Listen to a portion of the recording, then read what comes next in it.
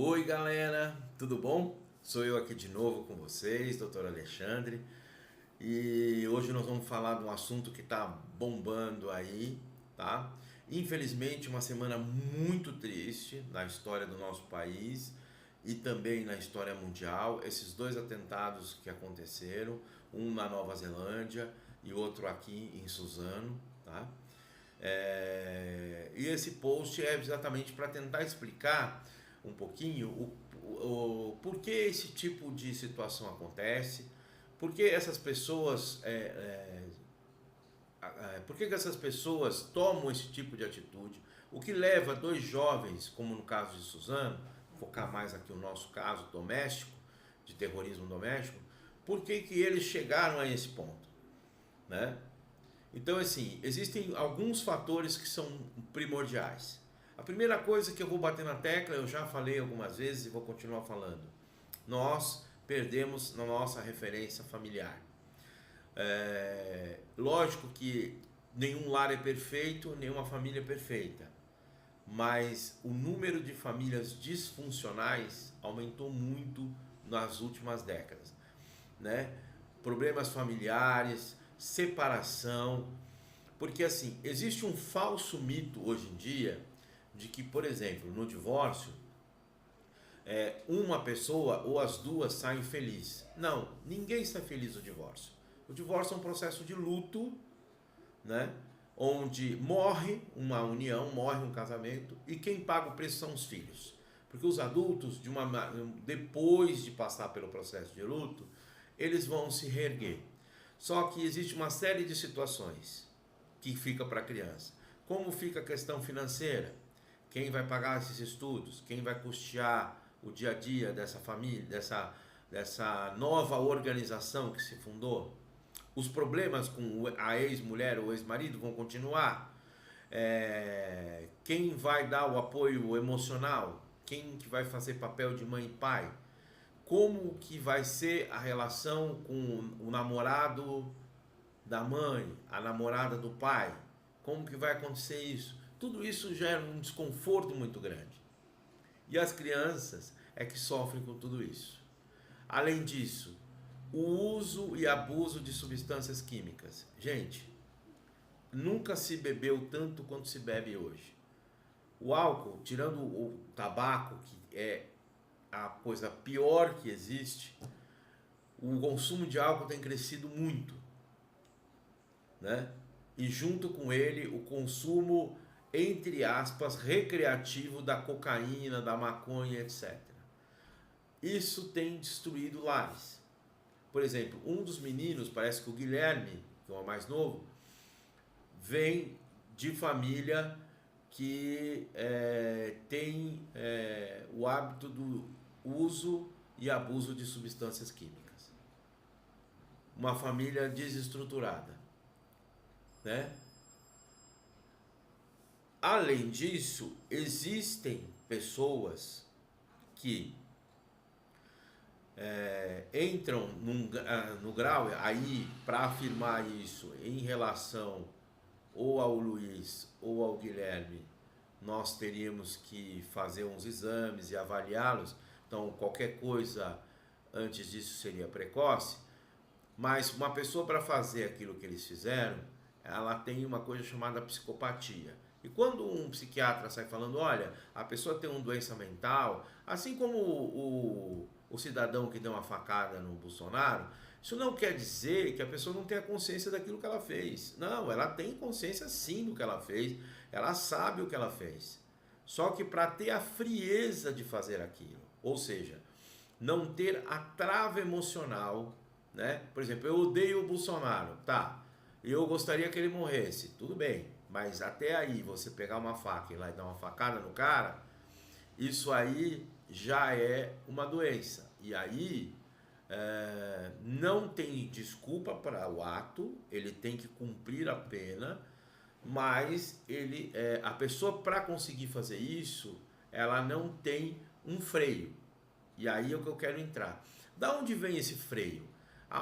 O que nos impede de agir por instinto, né? A pessoa está roubando a nossa casa ou sei lá, está acontecendo alguma coisa, o que te impede, por exemplo, de descer de um carro e o cara te deu uma fechada e você encheu o cara de porrada? Ou, ou qualquer coisa do gênero. É o que a gente chama de lobo pré-frontal. O lobo pré-frontal, ele faz a crítica, ele é responsável pela crítica. Ele é responsável para que nós não agimos sobre impulso.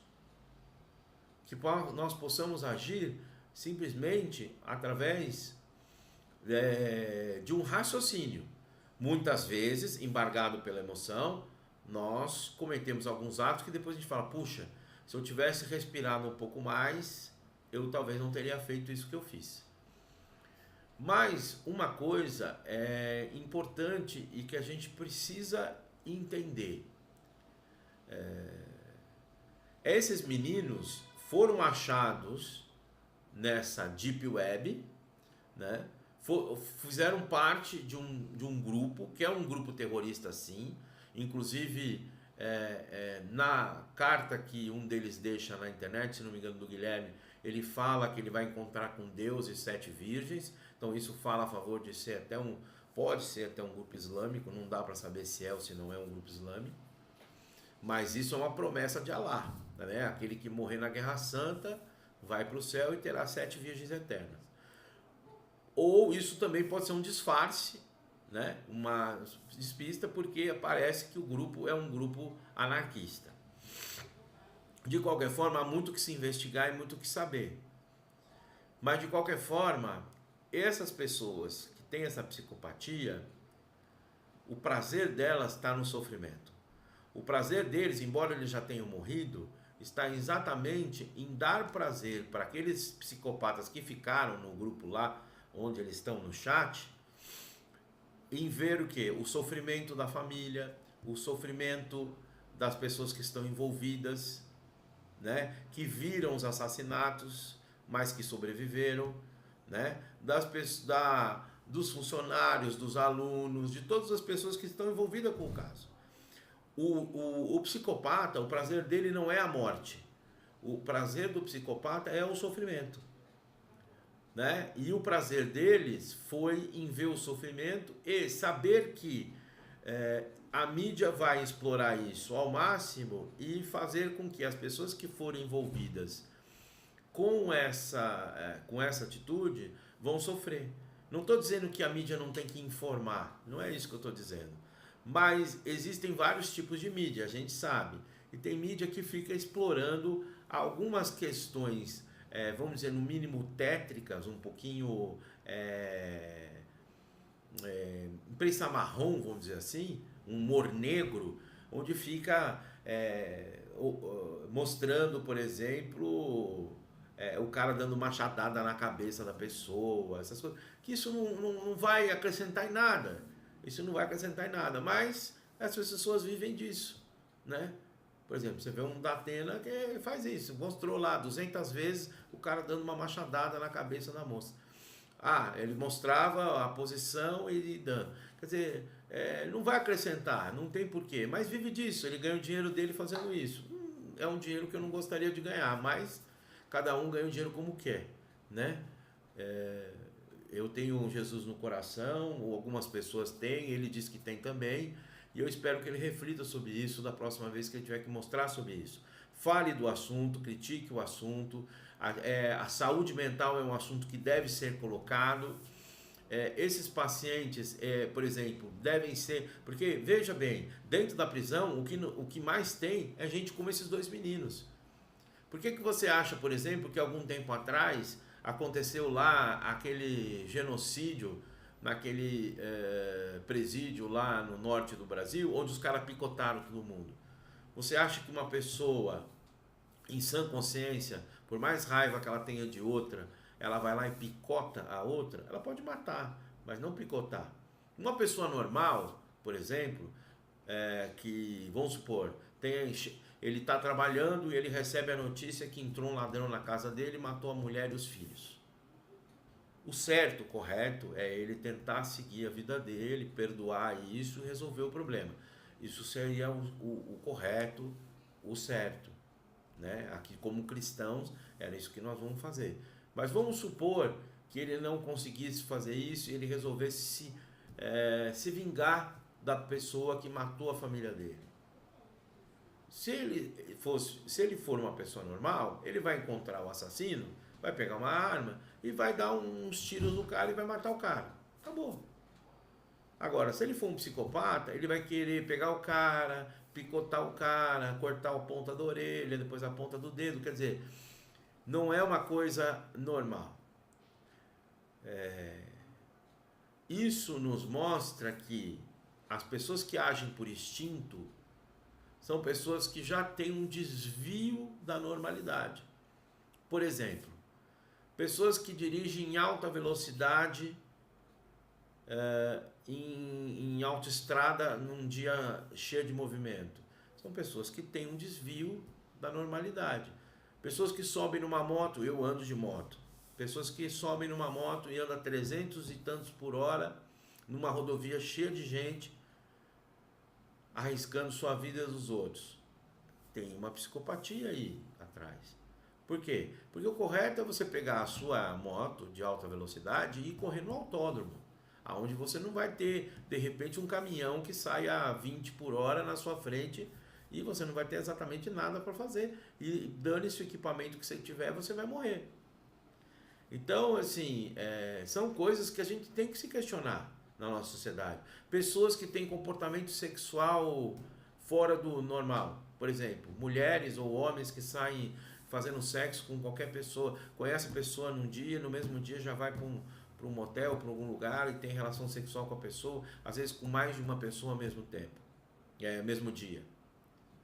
São pessoas que se expõem ao quê? A uma doença sexualmente transmissível, a AIDS, a sífilis, a uma hepatite B, uma hepatite C.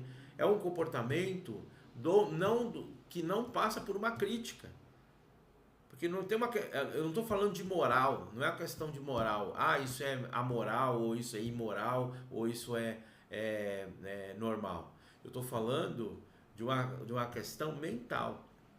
Uma pessoa que tem uma mente saudável, ela vai fazer o quê? Ela vai primeiro conhecer a pessoa, se relacionar, para depois ter o relacionamento. Normalmente, ela não vai se entregar para uma pessoa que ela não conhece. Por quê? Ela pode se expor a um maluco. De repente, o cara pode espancar ela, matar ela. Não aconteceu isso com a menina em Mogi? Foi pegar carona com o cara e o cara abusou e matou da menina?